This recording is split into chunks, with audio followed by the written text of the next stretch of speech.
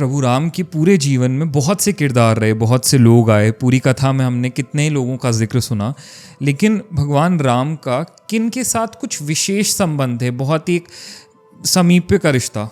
देखिए, ये कहना थोड़ा सा वो होगा। राम जी के साथ अब संबंध की बात करें तो भरत जी भाई से भाई का संबंध कैसा हो, हनुमान जी से बात करें तो स्वामी का सेवक के प्रति कैसा हो, विभीषण जी की बात आ जाए तो मित्र का मित्र के प्रति कैसा हो, सुग्रीव जी के पास आ जाएं तो मित्र का मित्र के प्रति कैसा हो, सबरी के पास आ जाएं तो शरणागत के प्रति कैसा हो।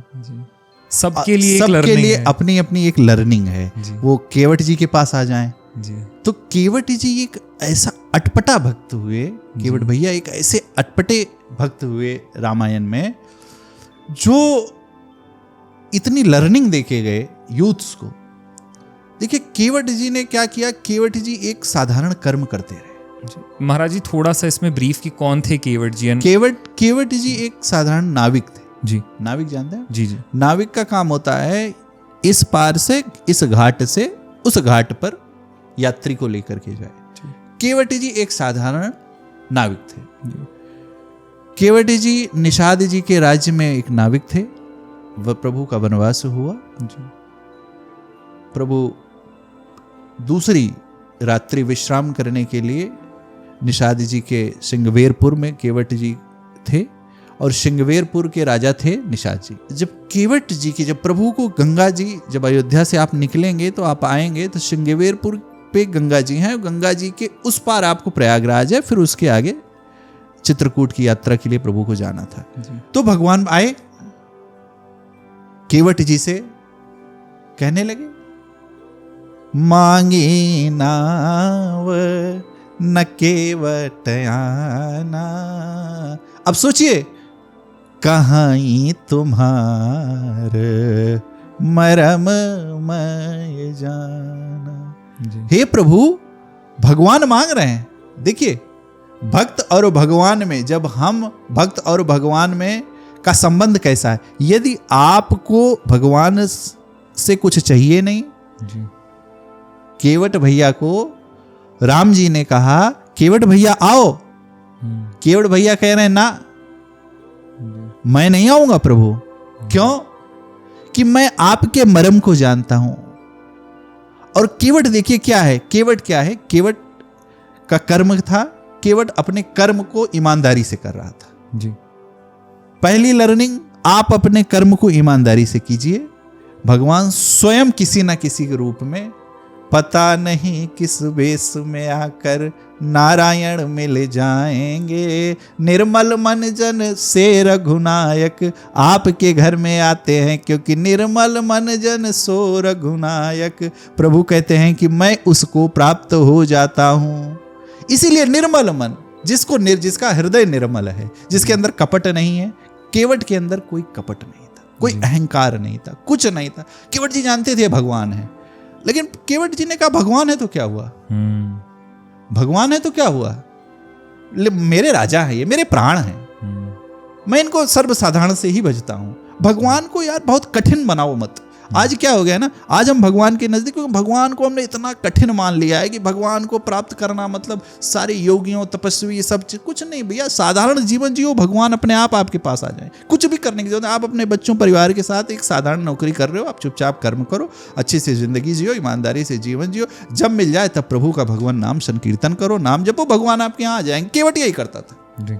केवट को जब समय मिलता था नाव लेके जाता, सीताराम सीताराम सीताराम सीताराम, नाव चलाता था, सीताराम सीताराम करते रहते थे। राम जी आ गए, मांगी नाव न केवट। प्रभु कह रहे हैं कि आओ, केवट कह रहे हैं नहीं। क्यों नहीं आओ? क्योंकि आपके चरण में एक ऐसी रज है। क्या? क्योंकि आपके आशीर्वाद में एक ऐसी खासियत है कि मनुष्य को मनुष्यता का दर्शन करा देती है। आज क्या है हमारा, हम क्या है, नमित जी क्या है, नमित जी स्वयं नहीं जानते। हमारा परिचय, हमारी आइडेंटिटी कोई दूसरा कैसे बता सकता है भाई? आपको आपसे अधिक कौन जान सकता है? मैं क्या हूं ये मैं जानता हूं ना। मैं सबसे तो झूठ बोल सकता हूं, लेकिन मैं अपने से झूठ नहीं बोल सकता कि मैं क्या हूं ये मैं जानता हूं। मैं अपने को झुठला नहीं सकता। राम जी सोचने लगे कि मैं बुला रहा हूं, नहीं आ रहा है। माँ बगल खड़ी थी, लक्ष्मण भैया भी खड़े थे। तो केवट जी ने कहा भैया देखो, ज्ञान और भक्ति ये एक स्वरूप है, एक पहलू है, एक सिक्के के दो पहलू हैं। जब तक भक्ति में ज्ञान नहीं होगा तब तक आपको कुछ प्राप्त होने वाला नहीं। और केवट भैया ने कहा कि प्रभु ठीक है, मैं बिठा तो लूंगा लेकिन मैं चरण धोऊंगा। बरु तीर मारहूं लखन ते, जब लगी न पाव पखारी हो, तब लगी न तुलसीदास नाथ, कृपाल पार उतारी हूं। बरु तीर मारहूं लखन ते, मुझे डर नहीं है, भगवान से डरना नहीं है, लेकिन मैं आपके चरण को धोऊंगा, ये निडरता। भगवान के पास ये डर है तो भगवान कहते हैं डरो, डरते रहो, तुम्हारी विश लिस्ट कभी पूरी होने वाली नहीं है, क्योंकि आपको जो मिलना है वो मिलके रहेगा, जो नहीं मिलना है वो एक अलग सेशन है।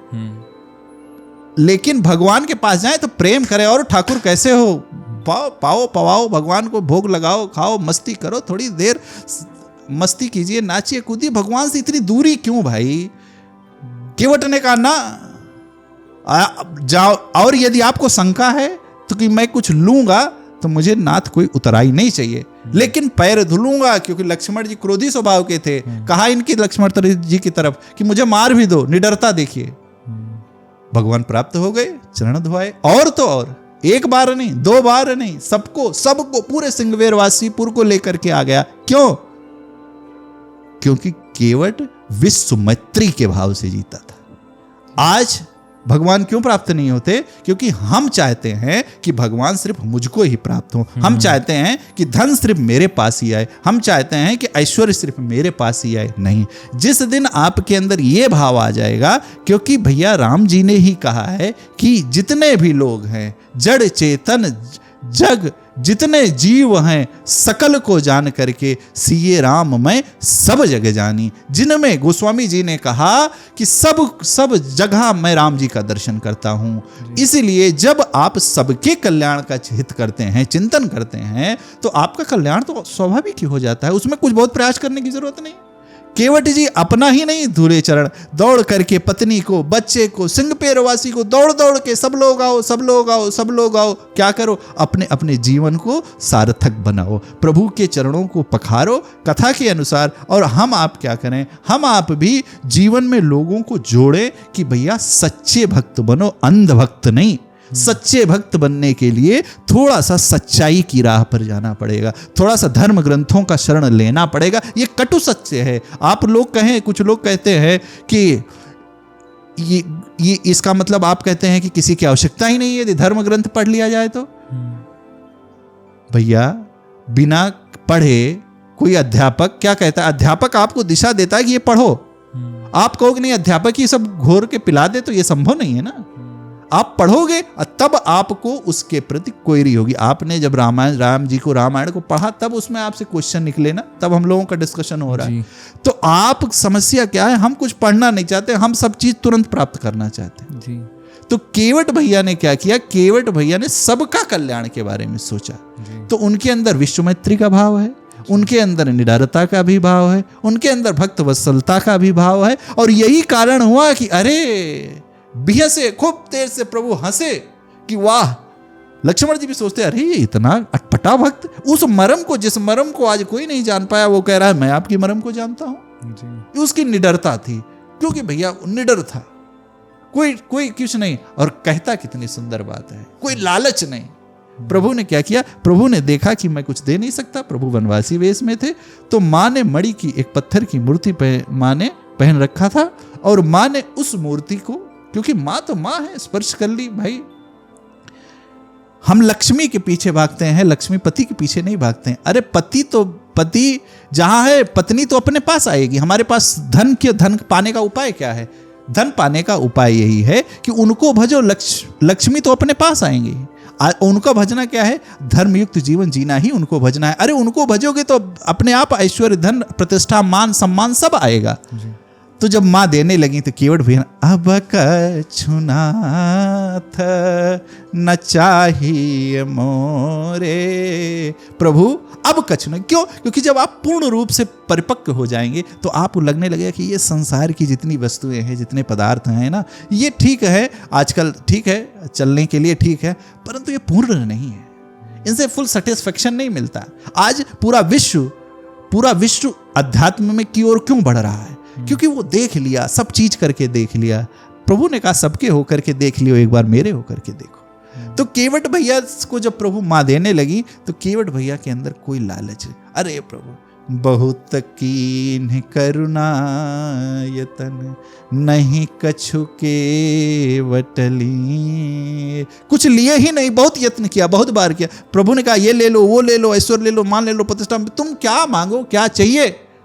तो केवट भैया ने एक शब्द कहा, प्रभु बहुत काल मैं कीन्ह मंजूरी, बहुत काल ये संसार का किया, अब कछु नाथ न चाहिए मोरे। कोई लालच नहीं भाई, भगवान के सामने जाओ, अरे प्रभु और ठाकुर मेरा कैसे हो, मेरे बांके बिहारी हो, मेरे कनक भवन सरकार कैसे हो, कोई लालच करेंगे कुछ प्राप्त नहीं हो।